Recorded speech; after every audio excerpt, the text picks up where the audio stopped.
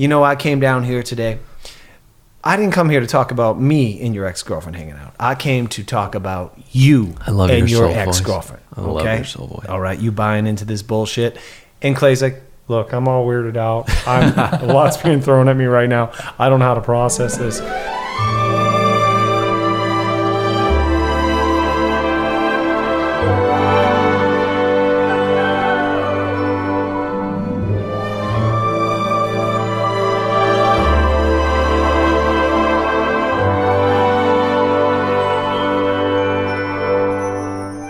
Hi, hello, and welcome to another brand spanking new episode of Another Bachelor Podcast. My name's Dylan. I'm saddled up across a plastic picnic table for my buddy, Real Nicholas Davis.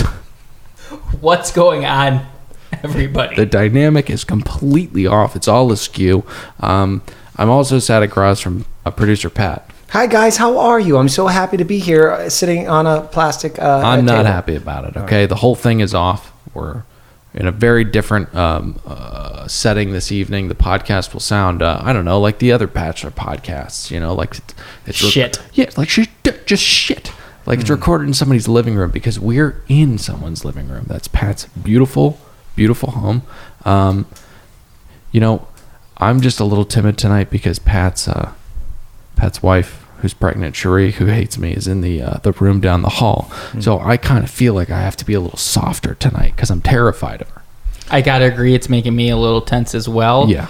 But I had a friend, and when he was in college, he had a number of roommates. Yeah. And he would be making love to his girlfriend at the time. Yeah. And he would tell her, be quiet, they're gonna hear you. Yeah. And she would get angry, and she said to him, I will not be inhibited. What a nut. And that's how I feel tonight. Yeah. I will not be inhibited. You didn't think that was going to make any sense, did No. you? No. I didn't know it was gonna come back around. Wrap up that beautifully. So guys, we've got a fucking storm coming. That being the first 2 hours of Bachelor in Paradise. Before we break those 120 minutes down, let's get into a fan favorite segment called General Thoughts. Nick. Yeah. I'd like Pat to go first tonight. Oh, good. I'm very excited to give my general thoughts. I think this episode sucked. And let me tell you why I think it sucked. First off, none of these couples have any real chemistry. Okay, so I got a problem with that. Nothing's hot on this, especially Nothing's hot. between those two scissor sisters that take up space at the fucking bar all day. All right, Who are you referring You know what to? I'm talking about? Demi and that girlfriend of hers, Christian. They're We're boring. getting in trouble for disparaging remarks about a beautiful lesbian homosexual love. Like you called them fish eaters last week, which was unbelievably grotesque. Yeah, I looked it up and I was appalled. Yeah. What do you mean? I was appalled Okay. that Pat used it. Oh, okay, great. Oh, not at the act of lesbianism. Okay, so In summation, I call this episode boring dice. boring dice because it's like paradise, but it's boring. Exactly. I put the word before dice. Get it? All right, Nick. That's really funny that Pat did that because I actually called this episode redundant dice. Yeah. Absolutely genius joke structure. Just the fact that 2 out of 3 of us Yeah. were both able to come up with that absolute genius just shows the dynamic we have in this podcast. Yeah, It's a no. really special thing. That joke structure is like a ball pit. I mean, you could just really dive in and have a good time with it. I would have made it analogous to something that had really good structure. I apologize. Do you want to give your nods? For Christ's sake? Do you know what I realized actually the past week?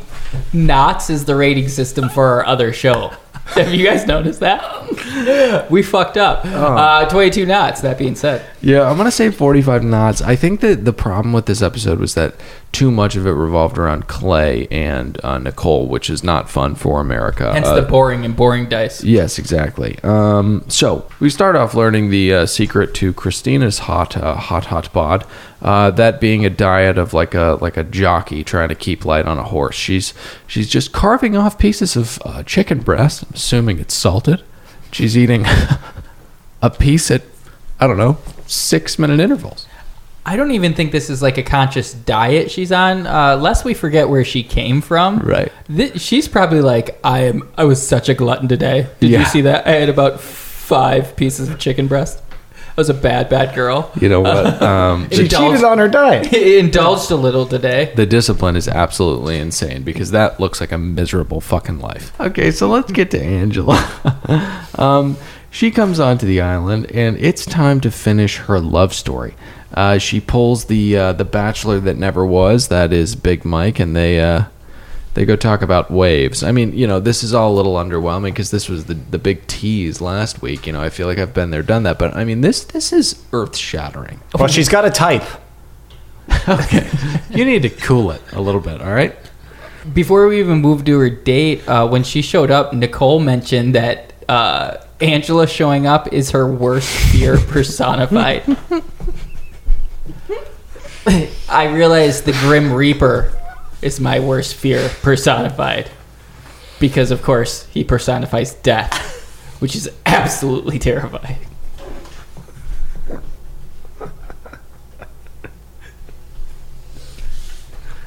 You're so unbelievably right. Angela doesn't even move the needle for me, to be honest. Her entry has shooken up Nicole and Clay. The question surrounding all of this is who cares? Because it's Nicole and Clay, and I don't think anybody's interested in this storyline whatsoever. So Nicole and Angela, they sit down and they have a chat. The Cuban who's never been is going to throw some spice in Angela's face. Yeah, I am boyfriend girlfriend with Clay. Yeah, it's my man, and as long as honestly you stay away from Clay and don't make sure that you're not messing in my relationship, then you can go and do your own thing with whoever you want. I'm not a drama person. I do not want anything to do with you and Clay. So I promise you, like, I don't want to ruin anything for you. Can I say what I got from that clip? Angela seems like she actually is really over Clay, as I think any female would be. And the entire time she's over him. But Nicole feels like she needs to be combative, and then it's like, I need you to know that he is my man. Yeah, we're done. I really don't care about it. Yes, but if you guys are talking, I will have a real problem. Yeah, Right. don't worry about it. I'll be on the other side of the beach. I don't want anything to do with this fat guy. Right. But it's tough for Nicole because she's a dumb little bird, and she's kind of being duped into the stage that's being set by the producers. I mean, they're like, Angela, will you come back to the island? She's like, I'm not gonna go after Clay, and they're like, yeah, no, but it'll still drum that up, and she's like, okay, that's fine, but she has no interest in Clay whatsoever. Yes. I think she's actually really good about the whole thing. She's really respectful to Nicole, and she's pretty patient with Clay. It kind of sucks for ABC because this is a recipe for a real cat fight. Really good TV. I mean, you come at Demi or the legendary Corinne like this. Right.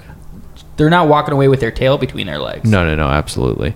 So, I think that she's chosen to take part in this for the followers, of course, at the expense of Clay's feelings. But fuck Clay, get the clicks, bitch. Okay, so it's it. Yes. Oh, if I may. So we don't care about the Clay and Nicole Angela love triangle, but you know who does? That busybody Tayshia. Oh. She has no purpose on this island. Oh, man. I don't have a clip of this, but essentially, Tayshia confronts Clay at some point about not introducing Nicole to his ex at the wedding. Was that what it was? Yes. Mm-hmm. She's like, why wouldn't you do that? That's just rude. And then I had a thought. Hey, Tayshia, these are some great quotes about minding your own goddamn business. Oh, yeah. Nice. Multiple. A hard thing about business is minding your own. Yep. Here's Preach. another one. Nice. Preach. While you are too busy minding other people's business, who is busy minding yours? ? Oh, that's a good one, too. Well, last one.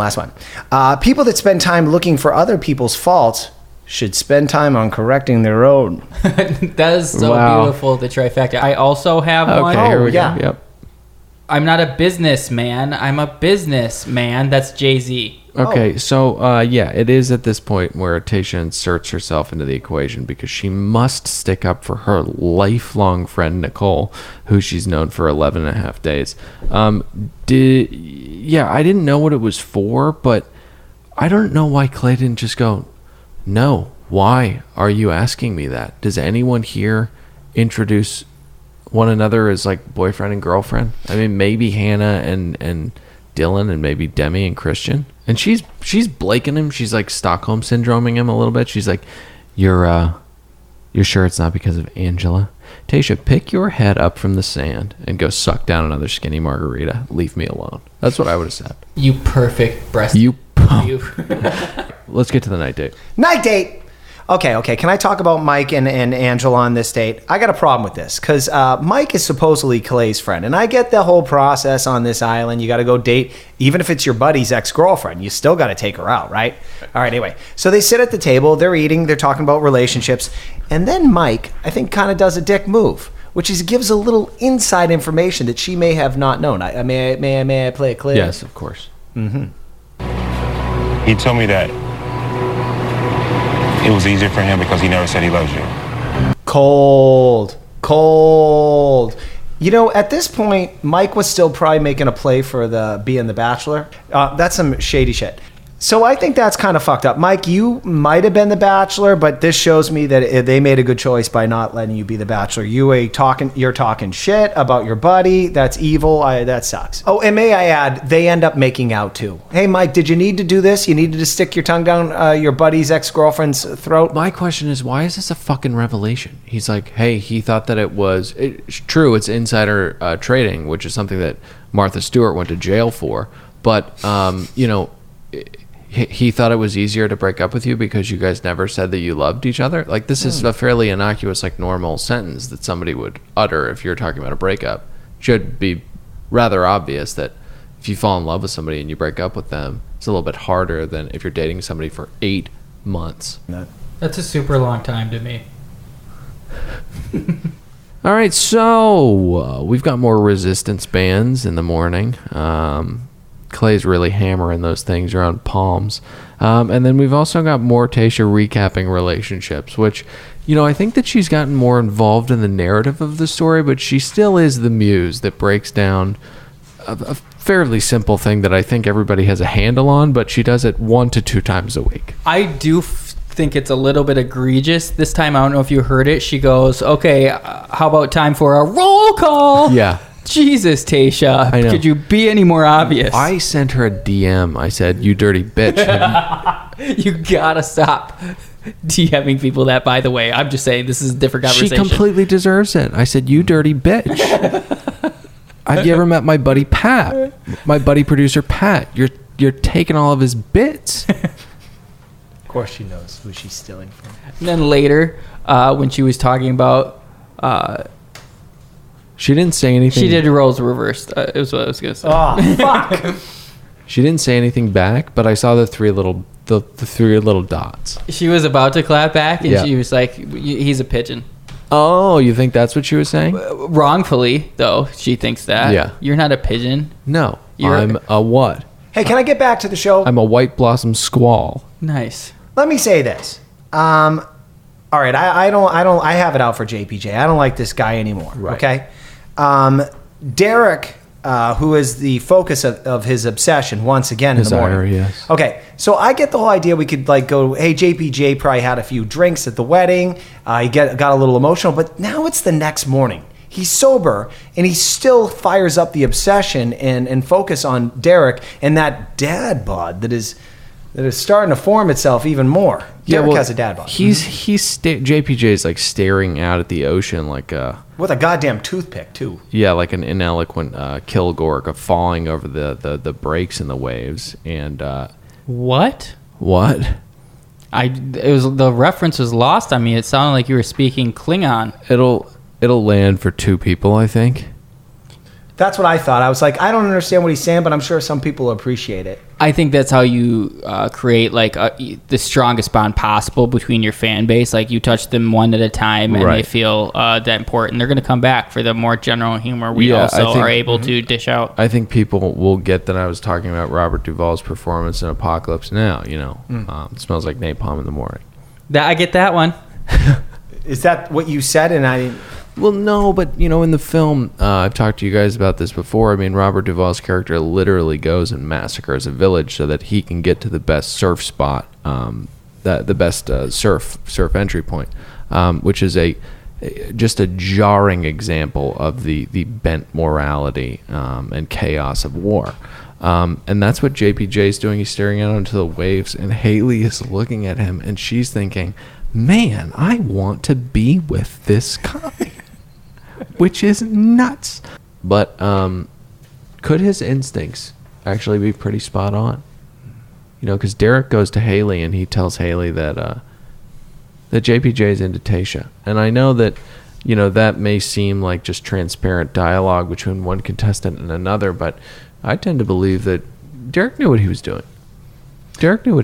All right, may I defend Derek for a second? Yes, of course. As I watched this show with my wife, I realized I'd be very bored on this beach after day 3. There's nothing to do except to stir up gossip. Shit. Yeah. We got to go over there. Go like, oh, what are they doing over there? Notice when some real activity happens on this beach, people all like jump to it with a full attention. Like, oh, what's going on over there? There's no TVs, there's no iPhones, there's nothing. So yes, I don't blame Derek for like just doing this as an off the cuff remark. You're telling me that he would be the first person to tell Haley while they're drinking at the bar that, hey, JPJ is really obsessed with Tayshia. I think he's probably the perfect candidate because he's an adversary in the race for Tayshia. So, or good editing. Mm-hmm. No. I think this was pointed and purposeful. I think he drove this spike into JPJ, and it ultimately didn't work. But it ultimately won't work for JPJ either because he has no chance with Tayshia because she likes guys like old Matt Donald, who we will get to. In summation, Haley's not going to be a Plan B bitch. She's not going to be a Plan B bitch. She takes JPJ aside. To be fair, he does say that he hit it off with Tayshia the first time they ever spoke. I mean, she sits down with him on the bench and she's like, so what are the relationships like? And he's like, well, I'm kind of hitting on. Well, you do the impressions. But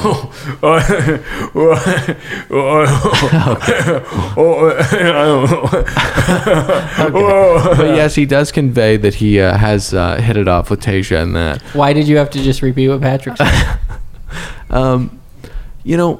I feel really bad for Haley because she's so sad and it makes me sad. But Haley, what do you not get about the Tayshia thing? She keeps going, I don't get it. I don't understand why he likes her. Oh, Dylan, you didn't know Haley is terribly, terribly racist. But she just cannot fathom how someone could go after. That might be the case. But what you're missing is that she has massive breasts too, and he met her first, so you're at a disadvantage. Well, then Haley goes on to say that she doesn't understand why she's still single. And I actually have an answer for this. Once a year, you show up to filming on a reality show, dating show. So who would want to date you in a real way? While I'm on JPJ's side, Haley absolutely shreds him to pieces. Okay, so the best part about this whole thing is that we finally get some phenomenal Demi. I mean, Demi is in the background, miming and antagonizing and just rallying her on. It's a beautiful Demi moment, and once again, so sad we haven't gotten enough of that. All right, so if I was Derek, Haley, right there. If I was Blake, Haley, right there. Why is no one... There's been a lack of pathetic, like, hey, let's talk, let's go after one another in desperate situations, which I said at the beginning of the season was the best part about this thing. It seems like everybody's content to just lay around and mope and be sad for themselves. Hey, no one we disliked more than Icky Iggy. And he would go after, he'd grab Alexis and he'd have a cringe moment. Yes, he would. He would stick to girls like glue. And it made us hate him more, which is why we watch TV. His sweaty, shiny body just sticking all over the place. Imagine that guy getting up from a leather chair shirtless. It'd stick. That's right. You know, I made reference to Blake earlier, and speaking of Blake, wow, he is not the right person to be talking about the evils of men with a downtrodden Haley. Did you catch the "fuck men" line from Blake? Oh man, she's like, "Why are men so evil?" And he's like, "Fuck men." And he's just like, he's just sitting there staring at her like she's some goddamn, I don't know, aquarium exhibit or something. Put a fucking arm around her or something. She's crying. You reptile. He felt very trapped, I believe, in this situation. Yeah, he did not want to be the one. I thought he did. To be honest, I think all circumstances, he did an okay job. All right, I would have been like, I don't care, and got up and walked away. You would have been like that. I wouldn't have. Nick, you like to pretend like you don't have a heart. I know. I'm robotic and sociopathic. Yeah, because that's what's funny. But anyway, so let's get to Derek and JPJ. This is the Rams clashing. It's what everybody's been waiting for. Now Derek prompts JPJ, yes, let's talk, or does JPJ? And then JPJ says no like 5 to 7 times. Mm-hmm. But then talks. You lose already. But then does, yes. You've lost ground in this trench warfare. So JPJ starts off with a home run of an argument. He tells Derek the first thing you did wrong was say that you wanted to get engaged to Tayshia. How dare he? How dare he do that? I mean, JPJ is a psycho. He's an absolute nut. His inability to communicate is pretty terrifying. And I'm tired of the baby birdies and everybody. I know I bitched at you guys last episode. Who said this guy is smart? I know, I think, Nick, you did a rundown of his education, his I want to job talk about qualifications. this because look at your smile. Last week we were talking about JPJ. No, we didn't. I don't know what you're talking about. You cut this out of the podcast. We were talking about JPJ last week. This fuck says JPJ, John Paul Jones, the guy that laughs like that. It was seamless. Graduated top of his class at what Nick called American University, one of the top schools in the country in Washington, D.C. No way. You must have been very wrong. Is there an omission? Error. An omission. I omitted my error, ironically. But the greatest crime in podcasting. It could be the same place. He went to the Catholic University of America. That could be the same place? Because they could just call it American. It's in Washington, D.C. It is? Yeah. The place he goes. It's on his LinkedIn. It's listed as the Catholic University of America. I wasn't sure, so to save myself possible embarrassment even, I removed it seamlessly from the podcast. I thought it was an incredible bit of audio editing. Regardless, I'll say this. He's going to have trouble finding employment in the future. This guy's a big ding-dong. He's at 2U, a very reputable finance firm. Mm-hmm. Yeah, and 2U. he looks like he gets along really well with his team over there at that company. But anyways, Derek yells, "You spit in my face, John," which was absolutely wonderful. And then the Joker laugh comes out once again, which is always very, very unsettling. And people have pointed out how he also kind of looks like Heath Ledger at the right angle, and then he's got the Joker laugh. I am very afraid we're going to find John Paul Jones dead from an overdose in the Palapa. Oh. Yeah. Isn't that what happened to Heath? It took me too long to say it. There's lots of pauses, but it's not really funny to joke about that, though. It is. Oh, it's not. No, it's not. I mean, Heath never really put a foot wrong, you know. I mean, he's one of the most beloved people in cinematic history. So for you to make fun of the way that he passed on is pretty rude, and I don't think that anybody finds it funny.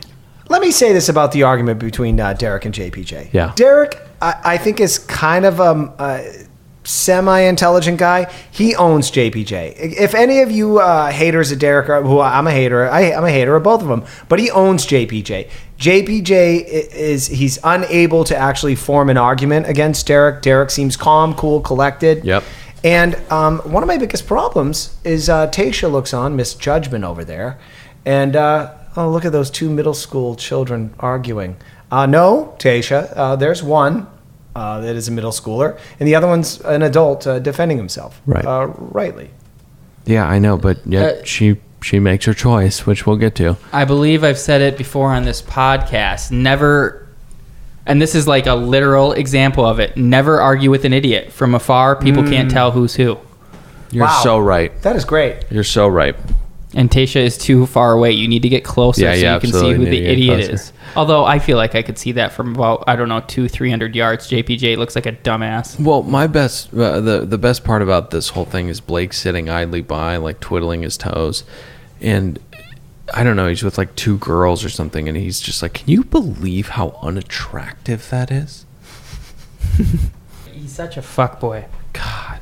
All right, should we get to the island's new arrival? Yes. Is that the bottom of the barrel? Oh, scraping. Scraping. Rats. We were like an alcoholic who thought we hit rock bottom last week, but no. Well, it's weird. We just got our 7th DUI, and we had our child in the back seat. Yeah, Matt Donald. Matt Donald went home on the first night. This is the thing, though. Like, America fell in love with old Matt Donald. So I think that the producers were probably like, hey, this'll spice things up. But what they didn't realize was that this man does not belong on television. I'll get to it in the second episode, but this man does not belong on television. I think this is what happens when you grow up in a household of people who literally cannot hear. Yeah. You struggle to develop regular communication styles. Right. If Paradise took place in sign language, I bet he'd be slamming pussy all over the you don't place. have to be so vile. His sign language game is tight. Regardless of his parents being, hearing able or not, there's no excuse for the hair. Yeah. The hair is mind blowing to me, and the weirdest part about his arrival is that everyone seems to think that he is hot. Why? If I may, Tasha tried stealing my job several times during this episode, but I'm going to take my job back. Here's who's single at this point. Roll call. Here's who's single. Oh, wow. Lipstick Eater, Sydney, and Haley. Okay. Do you want to talk about that roll call? I just said, we talked about it at the top of the show. You're allowing yourself to be inhibited, and I don't like it. So old Matt Donald is hot to the 3 single ladies, Lipstick Eater, Sydney, Haley. All the single ladies. All the single ladies. Now put your hands up in the air. So if we thought that we were at the bottom of the barrel, we were sadly mistaken. Because here comes Lucas.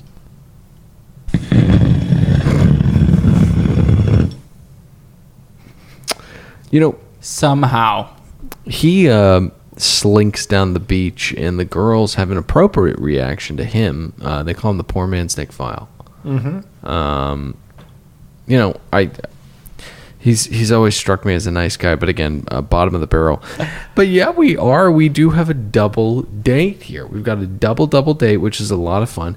So they're gonna head off to Puerto Vallarta to have some spicy marks and go shopping. But quickly, do you want to do a little meanwhile? I'd love to do a meanwhile. Yeah, just hit me with a meanwhile. Oh, so this is what other people are doing while they're on the date with the spicy margaritas? Oh no, I just have one thing that I want to bring up. If you could just yell meanwhile. Meanwhile, the craziest part of this episode is Dylan goes and loses his virginity in the boom boom fuck room. Yeah, I'm really happy for him. He looks to be getting thinner. He looks to be getting more handsome. Nipples still very large. Hey guys, once again, I don't want to judge the production of this goddamn island, how the show works, but bikinis all day long. Semi-attractive people, as I've referred to this cast as the B Squad. Yep. Despite that, why isn't there more fucking happening here? The Boom Boom should have a line out the door going, hey, me next, me next, me next. The Boom Boom should be like a line for a porta potty at a music festival. This is what happens when you are bored and when you are stupid, or at least it's what's supposed to happen. You're supposed to have sex. You see it all over rural America. I was just going to say, and thus Alabama. Yeah, and thus, pockets of Virginia, West Virginia, Wisconsin. I mean, really kind of gross places like that. Massachusetts. Lunenburg, Massachusetts. Okay, so let's get to the day date in Puerto Vallarta. So lame. They actually showed Patrick, some... Yes? What are you doing? What do you mean? Day date. Day date! It is lame. It is lame, Pat. And it's too fucking hot out. To be doing this bullshit. It's too fucking hot. Did you catch that Jorge from Jorge's Torres was mixing those fucking margaritas at the end of the episode? I did not. This son of a bitch. He blended jalapenos. That's why when they cut to the interviews with these on their date, they were like literally crying and their faces were red. They were drinking intensely. Unbelievably spicy margs, yeah. and it's let me tell you something. I've been to the island before. When you're around this time in summer in Puerto Vallarta, it's heavy to be outside. You can't get good performances out of people who are being weighed down by merciless fucking heat and prank margs from Jorge. Yeah. It's like, especially as a bit, like you really want to get these people connecting. If you notice, it was Luke S. that went on the date with Lipstick Eater. If you notice, they film him like talking once and then there's no chemistry. Oh, shocker. You're poisoning them. Even if these two people might be interested and have a chance to talk to each other, it ain't happening here. It's like, all right, cut. We're good. You guys, hey, you want some water, Lipstick Eater? Oh, Luke, no. Just stand over there while we break down the equipment. We'll bring you back to the island when the van gets here. Production knows that no one's ever going to have a real interest in either of these two chotch fobs. Right. I almost guarantee you when they're interviewing Matt Donald, they're like, so what are some of your no-nos? Like, what don't you like? He's like, I don't know, spicy food. It will throw me for a loop. And then one of the producers was like, oh, like Ben Stiller in Along Came Polly. And he's like, I don't know, my mom didn't let me watch films when I was a kid. And if we did, they had to have the captions on, obviously, for obvious reasons. But were you happy I brought up the film? I was very happy you brought up the film. I was trying to find a way to bring it back to that before we moved on. I was very worried we'd move on before we brought up Along Came Polly. This was the exact same thing. And also, they cut it, because we had Jorge, and he's been giving us the history of some of these places and and activities. His history. Yeah, because these margaritas were actually the first drink him and his lady went and had after she had an abortion. They cut that part out, though. They did. Yeah. I thought it was the end credit scene. Oh, yeah, maybe that's where I saw it. Right. Yeah. Either way, I was really eager to get that one out before we moved on as well. All right, so Matt and Sydney sit down, and I'm very confused. Once again, I just want to talk about the hair because I'm very preoccupied by it when he's on the screen. It seems as though he's checked a bag of product, like just an entire suitcase of his hair. It's very humid there. I don't know how it's staying the way that it is or why it is the way that it is. Well, Dylan, I'll give him this. It's not like it's like long, funky hair that's overstyled. It's kind of a crew cut, and yes, it has a little spike to it. It's a little lively, but it's pronounced. He looks like a Street Fighter character. He looks ridiculous. Well, I think if he was more interesting on camera, perhaps you would look. It looks ridiculous. It is incredible with that amount of sweat. He seems to be another one, of course, who's suffering from hyperhidrosis. Oh, yeah, big time. Well, he seems like a nice guy. That's why I'm defending him. A lot of these assholes, I think they're just narcissists. I think, he came here from a small town that he probably didn't even hear what show he's going to be on. He's like that hillbilly dude in Kingpin. The Amish guy who has to like go out to the world. Played by Quaid? Quaid, Randy Quaid. That's when I said hillbilly, I was meant Randy Quaid. Yeah, of course you did. Man, he really got typecast after ID. So let's move on to JPJ and Tayshia, huh? Oh, boy. So do you want to talk about, I don't know, the crocodile tears, the real tears, the snot? Are we talking about how he wants to apologize to her? And he's not sure. Yeah, I mean, the whole thing just seems very fake. I mean, he couldn't stop crying. That's what bothered me about it. Yeah, but the tears in the beginning just seemed like they were not there at all. Okay. Him and Derek both fake cry in front of Tayshia. I guess maybe that's the case. But, man, because, like, Dylan this whole season was like, I'm the biggest pussy hands down on this show. And he still is. And JPJ was like, hold my beer for a second. No, absolutely not. Yeah, JPJ said, hold my beer. If I may, gentlemen.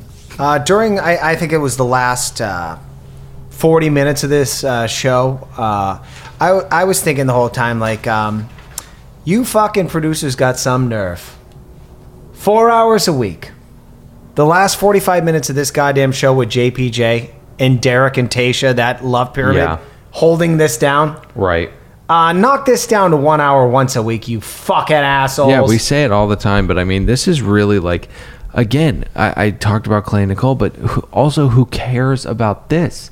It's gotten past the point of fun. It's gotten past the point of fun. Or interesting. And who are we kidding? Derek is the bottom of the barrel. He is. I know that we've gotten used to him, but that doesn't mean we like him. That doesn't mean that he's not at the bottom of the barrel. So Tayshia takes Derek aside. He says his heart is beating out of his chest because this is so meaningful to him. Unfortunately, big time. The Adderall. Big time. Unfortunately for him, Tayshia says, no more white boy. That's what she says. She said that. Yeah, that's what she says to him. So Tayshia basically tells Derek that she can't get there and she's not into him. But I want to say this about Tayshia. Wasn't she the one pursuing Derek after he got dumped by Demi? Yeah, I mean, I said it last week. I'll never be duped by Tayshia again. I mean, Tayshia is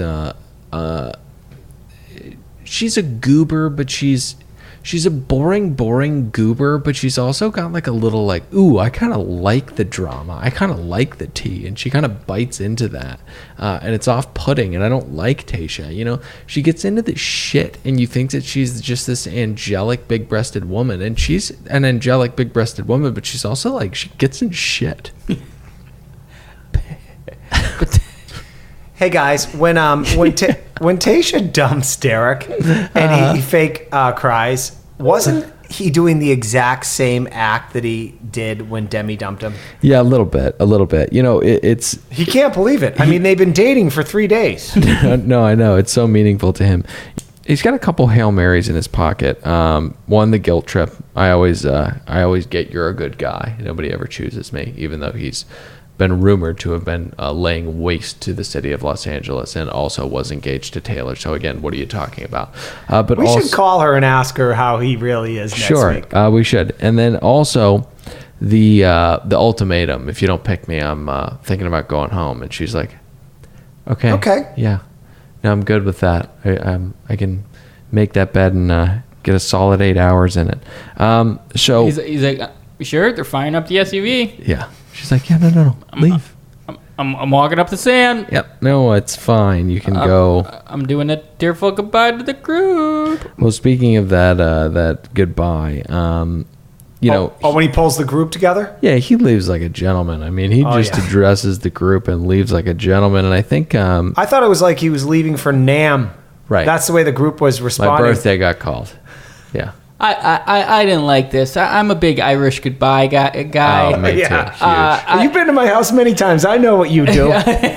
Boom. I'm out. Where's Nick? Dylan's a fan of it as well. Oh, I utilize it all the time.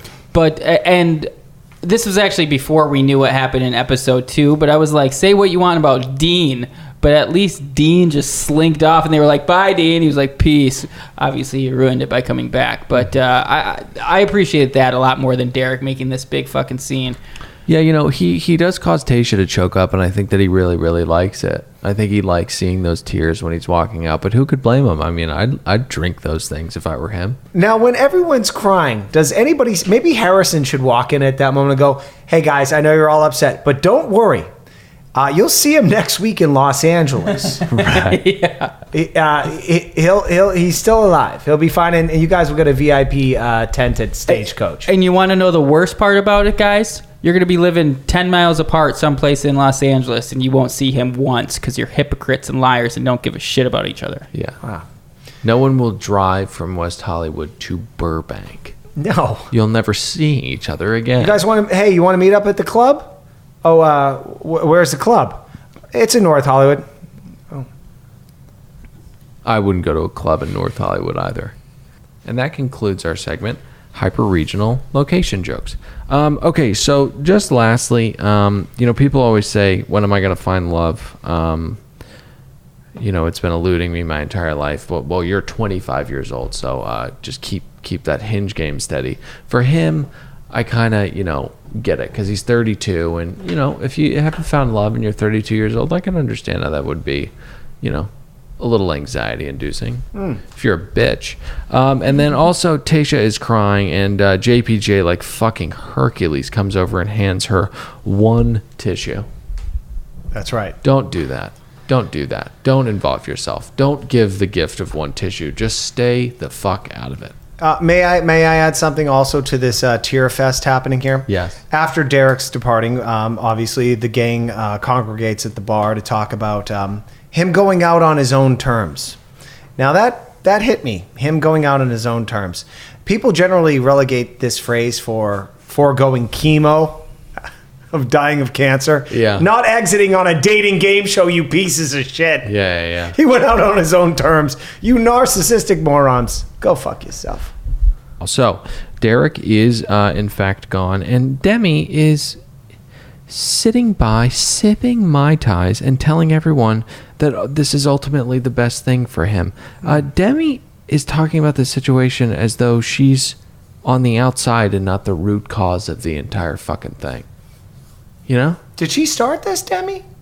I mean, by dumping his ass. well, by dragging him along the entire time. I mean, he could have started chatting it up with Tayshia early on if Demi had to been, a rude bitch, as Rihanna would say.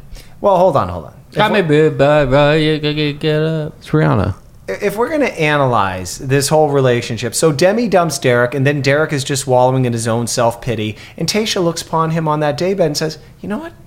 I never really thought about Derek as a love interest, but now I'm looking at him, he's kind of cute. No, wait, it's when he was buried in the sand, drinking out of a long straw. I'm That's kinda when into she was this like, guy. yeah, I like this guy. Yeah. And then they had a love romance for, I guess, 36 hours? Yep. And then JPJ got very insane. Yeah, and then what Nick said, if you argue with an idiot from afar, you both look like idiots to everybody who's watching. That's the quote, right? Yep. Okay, so Blake goes around moping. Do we need to cover this, or can we move I'll get on? into him later. Yeah, we got plenty of Blake to get Why into. is he still here, this piece of shit? Other than, It's a great question. I think most husbands that watch this show with their wives, this is the gift that this show gives, because a guy gets to go like, look at him. First 3 days here. Right. Shot his wad. Had all the ladies loving him, and then this loser blew it.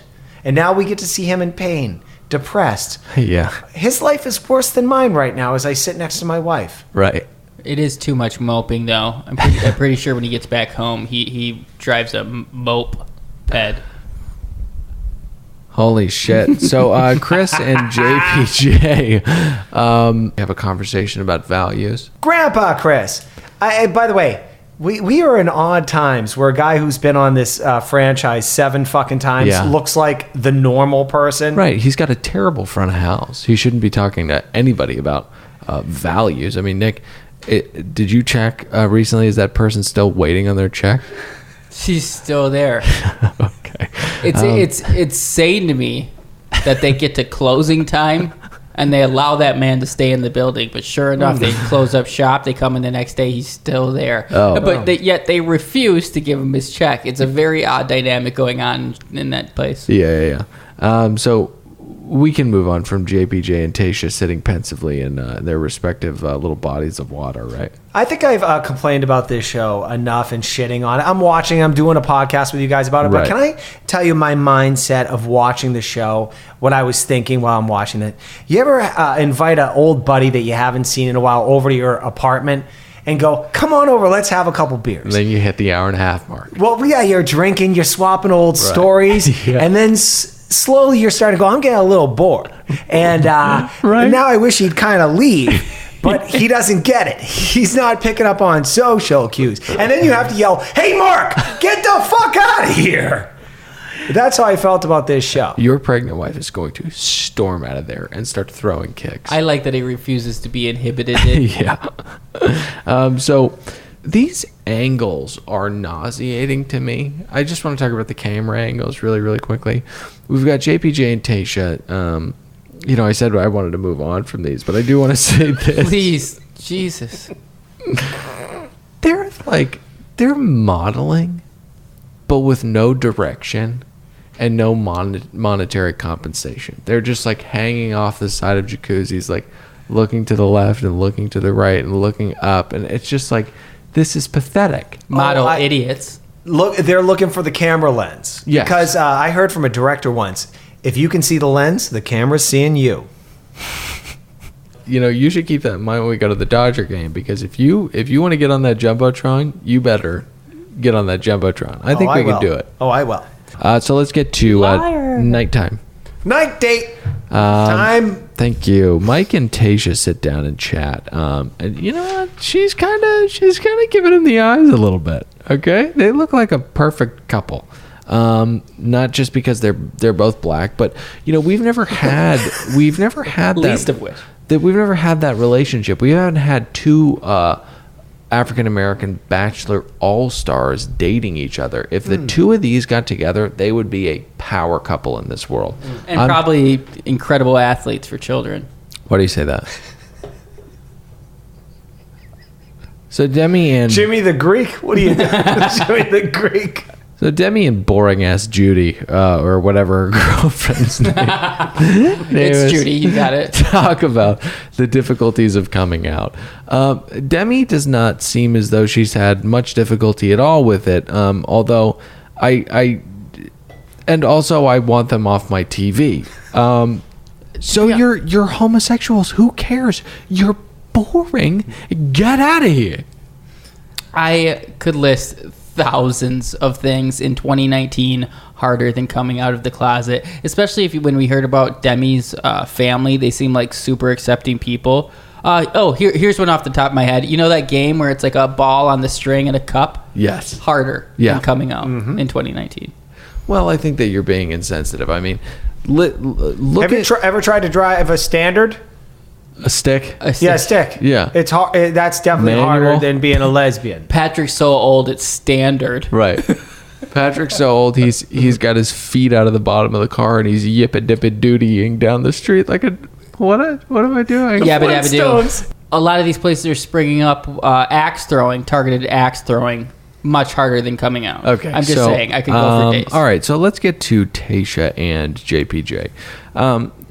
This whole thing is so weird and so fabricated. She's arguably the weirdest part of it. She's like, JPJ, don't question me. Don't question my instincts. Don't question my trust. It's like, what? She says she felt pressured. Right. She feels very like She's torn. she feels very empowered right now that she's just running this island, telling Clay what to do, talking down to JPJ when there's supposed to be like a relationship. It's I don't like, she's gotten too big for her britches. Once Demi retired off with Christian, she has now been anointed mayor of Paradise, and I don't like it. I don't either. Hey, is Tasha into JPJ at all? I think you answered this. Then she's just here to just... She's swinging branch to branch with the next easiest rose. Okay, so let's get to the next morning, please. Next morning. Clay's being a fat dweeb, hammering yogurt and talking about how he has no romantic feelings, but... Was it yogurt? For Angela, I don't know, yogurt, cereal, some kind of, yeah? I suspected, I had a buddy in college who played football, D3, but he was very serious about it, and he would just he would just absolutely house cottage cheese for protein. Oh, no. I think it might be what Clay was eating. That is absolutely revolting. It is. Dude, he just had... The garbage would just one a day of like those pints. Well, can you believe that there are people who can eat mayonnaise at a competitive volume? It absolutely blows me away. You saw the same viral video I did. It had about 12 million views. I couldn't watch it. She had about 6 jars of mayonnaise in about 7 minutes. It's a genetic thing. It's like cilantro or asparagus. It makes your pee-pee stink. You think that cilantro tastes like soaps. I think that, I mean, who can put an entire spoonful of mayo into their mouth? I love it as much as the next guy. I could do it for a jar, but... No, you couldn't. A jar. Bet. Let's move on. Patreon content, $20. All right, so... Can I get in the head of Clay right now? Yes, of course you can. I can't wait to get the fuck away from Nicole. Yeah, 100%. He's turned the corner. I think there's some lust there for 3 days. The little Latina thing, she's pretty annoying. But after you've been there, done that, you're like, I want to get out of here. I think that he wants to have like what he thinks are intelligent conversations with people, but just because he's soft-spoken doesn't mean that he's not dumb. And so, you know, I think that he thinks that Nicole is dumber than him, and he wants more out of a partner. So Chase comes down, once again, bottom of the fucking barrel. Face looks like an Adderall face. Thin, very thin. The last time we saw him, he did not have this kind of you know, like flounder look to him, like Kate Spade falling through. You'll have to educate me, Dylan. I don't really know Chase's history. I don't think any of us do. He's from like 5 years ago on JoJo's season. He loved JoJo. Dylan loved JoJo. He watched that season, right? Was he from there? Did he make it far? Kind of. Was he good? No. Okay. He was And there's your quick history. He was a bag of Lipton tea, you know? Who does Chase take? Does he have to pick somebody Angela. at this point? Okay, he takes Angela. That's right. Nicole and Tayshia make fun of Angela as she's getting ready for this date. They make fun of her walk. Yes, which, you know, I think that they have significant grounds to stand on. I mean, she walked like she did know she was fucking with her ex-boyfriend at that wedding. But nonetheless, I really couldn't focus on this. Well, I didn't like it because Nicole's an idiot, and her and Tayshia teaming up just seemed like two high school mean girls. Like, do it to her face if you hate her this much. Yeah, I didn't like it. I feel like Angela's been nothing but nice. And yeah, okay, she looked amazing at the wedding. Sue her. But it was funny when Tayshia pushed over Nicole. That was pretty comical. All right. I'm fair and balanced. Yeah, no, you are. Let's get to the evening. So Hannah says that she wants to experience a lot of sunsets with Dylan, which is weird because who would want to do that? I agree, but apparently they're in love. Clay continues to be a huge drama queen and a total fucking dweeb. I'm so worried that Angela being here will take away from my relationship with Nicole. This is exactly what you were talking about. The only way for jealousy to creep into your relationship is if you are not Into the person. You allow it. Really feeling something for the other person. If it's just a floppy connection, then yeah, you're going to be like, oh, that was better. One of the more wonderful things to do is when you're in a new relationship that you're really enjoying and then the ex comes sniffing around is to be like, bitch, I don't give a fuck about you. And you really don't. And it's wonderful because they can smell it too. Right. I think Angela, it's almost like pheromones. Yep. He said that line too about 7 times in very close variations throughout the night. It was infuriating. All right, so we got to get to Angela and Chase and Clay and Mike. We've got a little flippity-flappity back and forthity here. Pat, do you have any thoughts on this? Yes. Okay, so I'm not sure if it's Mike asking Clay or Clay asking Mike. They need to sit down to have a chat, I guess, about... Bro to bro. Bro to bro. And I'll just start off the clip and then I have some thoughts on that. Okay. So this is Mike and Clay talking. What girl she is, and she really is a great girl. I agree with you, but I didn't want to come talk to you about Angela and I wanted to talk to you about Angela and you. Yeah, that's the clip. Okay, so Mike's a complete douchebag. Not only did you, by the way, did you just say, yeah, we made out last night? By the way, I told your ex-girlfriend that you told me that you never loved her. No. You know, I came down here today. I didn't come here to talk about me and your ex-girlfriend hanging out. I came to talk about you and your ex-girlfriend. I love your soul voice. All right, you buying into this bullshit. And Clay's like, look, I'm all weirded out. A lot's being thrown at me right now. I don't know how to process this. And it's like, hey, Mike, we all saw what you did. You're a piece of shit. Okay? Right. And Mike is a scumbag. Yep. And regardless of the smile, regardless of the teeth. Or the laugh. Right. So let's move on. Blake. Bros before hoes. Blake continues to spiral. This guy's a true dope. He says that he's kind of spiraling because he wants to find someone and he hasn't. But it's not about that at all. It's about him not wanting to get eliminated on the final rose ceremony because that would be unbelievably embarrassing. That's the only reason he's riddled with anxiety. And I'm sitting here thinking, we'll get to the whole Christina thing later. I'll save it because we are going to talk about that. The thing that confuses me about this whole thing, though, is Christina is right in front of you. Just say, hey, I gave you my rose last week. I need your rose this week. And then we can both make it to the end. You don't need to lie like a fucking crazy person about your commitment to one another and the love that's been there the whole time, you goddamn idiot. You goddamn dope. He was so transparent. Even Casper the Ghost was like, hey, man, take it easy. Let me ask this, though. I mean, is the point of this, and we've talked about, like, why do people stay so long? Like, Derek pieced out, like, and I get that, or Dean pieced out. But, like, Blake, he's been, if we really do the math, no one's wanted him for, like, a full-on week on this island.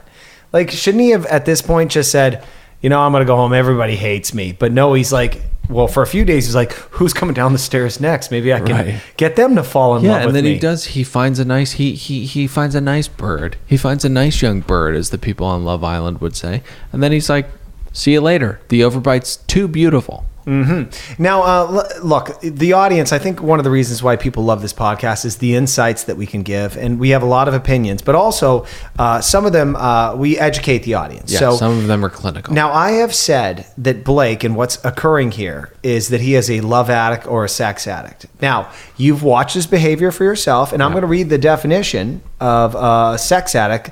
And you, the audience, you tell me if this fits with Blake.